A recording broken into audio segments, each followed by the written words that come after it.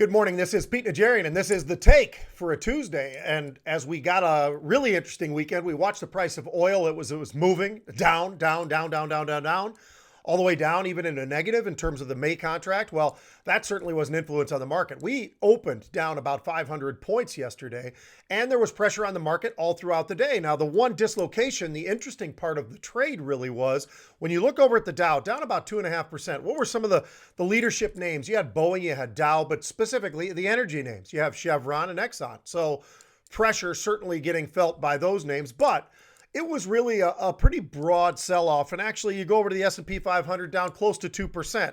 It was retail, it was energy, it was the casino stocks, all under pressure. The dislocation really stands out when I look over at the NASDAQ. I look at the other two major indices down significantly. You look at the NASDAQ and it's down about 1% or so. And it's, again, part of what's really been playing out now for a period of time where we've got leadership from just a couple of names, but they're big names, and they are certainly having an impact on the markets. And those names are the usual suspects. It's Netflix, it's Amazon, throwing in Alibaba actually in there, AMD, Cisco. You get the idea. It's a lot of these technology names and obviously some of the chip names as well. And yesterday we had a lot of bullish paper, despite the fact that we opened down, in, as I say, around that 500 level to the downside in the big red. And we still had a lot of option paper that was looking towards technology and specifically looking towards the chip stocks. And those chip stocks, very active. I talked about a couple of those yesterday on the halftime report at CNBC. I'm back on there, of course. And that was what I used really quickly for the unusual activity, because they didn't move a whole heck of a lot throughout the session. Matter of fact, they basically were exactly where they were at the early parts of the day, at the end parts of the day. So not a whole lot of movement there. And so those options really basically held up pretty well, especially because of the fact that when we were looking at those two specific names, Intel and Marvell, they actually were going out in time, probably out in time a lot further than most of the paper that we've been seeing of late, which has been, hey, they're expiring on April 24th. That's Friday. Or they're expiring the following Friday or the following Friday. So we actually had a little bit of an extension of how far out folks were going. They're going to June. They were going to August. They were extending the period of time for some sort of a rally. Now, the interesting part about the volatility yesterday was, of course, volatility is going to start moving to the upside. Now, sometimes, and we've seen this a little bit lately, where the volatility starts to sink back down a little bit. We didn't really see that yesterday. We had volatility hanging around 44. Give you a little bit of an indication with 48. That's indicating that you're going to get about a 3% move in the S&P 500 every single day. A daily move of 3% if you've got a 48 VIX. So something to keep track of. Now, this May contract really got concerning, and suddenly it became a big fight because and I'm talking about oil, and what's really going on is, do you really want to take the oil? There is physical there, and that was part of what was going on. So a lot of folks who really don't understand that, I'll tell you what, I talk about education in the derivatives markets all the time, education in those futures markets as well. You really have to know what your risks are when you're entering that kind of a trade, and you certainly better understand with great depth exactly what that really means and what could happen under those circumstances. So that's really what was the driving force yesterday in terms of the price of oil, and you're seeing some pressure on the oil prices once again. And today we start off the day once again, did not look very good, about 2% down on the opening in the Dow.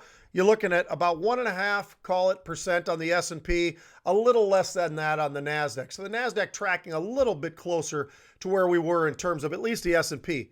Well, that's now over with. And now, as I'm looking at the NASDAQ, last I looked, and I'll take a quick little refresher, yeah, it's pretty bad. The Dow's still down 2.25%, so we're down a little over 500 points. But the NASDAQ, which has been lagging that and actually been a leadership role in terms of some much more positive spin in terms of the NASDAQ itself and the S&P influence from the NASDAQ, but that's not happening today. Now the NASDAQ, which was down 3% just 10 minutes ago when I last was looking at it, I'm looking right now as an update, almost 3.5% we're down in the NASDAQ. So much more than the S&P, but the S&P is down about 2.75%. So call it close to 80 points. A lot of pressure on the markets right now. So the names that were leading are now giving up what was in the positive territory side of really pulling and holding on to those NASDAQ gains. Those are flipping around. Netflix, Amazon, Activision, AMD. Those are the kinds of names that I'm talking about. Take-Two Interactive. They were trading in positive territory. They were trading in the green, and now the pressure is on. And now you can add several other of the large cap names to that list that are getting pushed to the downside. So that's really starting this little bit of a tumble that we're seeing in the NASDAQ right now. We'll see if that can hold at all. But now down 3.5% in the NASDAQ. So heavy pressure there. I'm looking at the VIX as well, trading very close to 48. Talked about 48 being a 3% move in the S&P each and every day, that daily move. We've got that volatility. We talked just about that just last week. I think it was last Friday. Scott Wapner was asking me, hey, where would you feel more comfortable about it? And I said lower 30. You got to get towards that 32 number and then start showing any kind of 20s, and you can feel a little bit of a sigh of relief. Maybe that light that was shown on us last Friday, which was Gilead, maybe you'd sit a little bit brighter light. Well, we certainly aren't seeing that right now, because with this big push to the downside, you're certainly seeing volatility start to explode back up in there. Now, we're looking at volumes as well. Now, the last week, or at least the last 5 days of trade, we have seen a surge in volumes once again. The first couple of weeks of April, we talked about those volumes being lower, and that being sort of interesting. They're still very strong, as I mentioned, each and every day, but lower certainly than where we had been trading usually, well, not usually, in the month of March. So what we're seeing now, the last 5 trading days, we're averaging about 28 million per day. So we've got some great volumes involved. And I talked about that yesterday as well. When I first came on here 90 minutes into the trading session, we were seeing volumes that were really, really strong. Well, that continued through the rest of the trading session, and we did have a very strong day in terms of volumes once again. We were over 30 million the other day. We were pushing towards those levels once again. So that's what brings that 5-day average up towards that 28 million, which is very, very active. And believe it or not, that's now our year-to-date average is 28 million per day. So we are seeing a lot of volumes in the derivatives markets. It's why you really want to educate yourself and understand these better. I talked about the futures markets and how confusing that can be for people in terms of the physical versus the dollar amounts and all of what goes into that whole thing. When you're talking about oil, you're talking about gold, you're talking about all these different areas of the futures markets. You've got to be educated to fully understand those markets. I do not trade those markets. I am not involved trading the oils. I might trade the derivatives off of oils or off of gold or whatever. But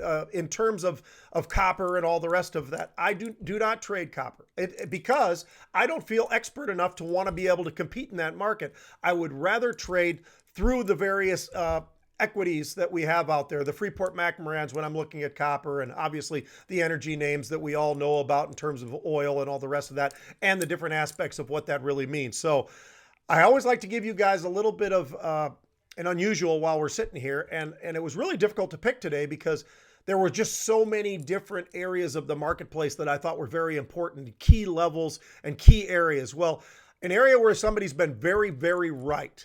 And I'm going to give you the Vanguard Real Estate ETF. So publicly traded REITs. This is pretty interesting. VNQ is the symbol there.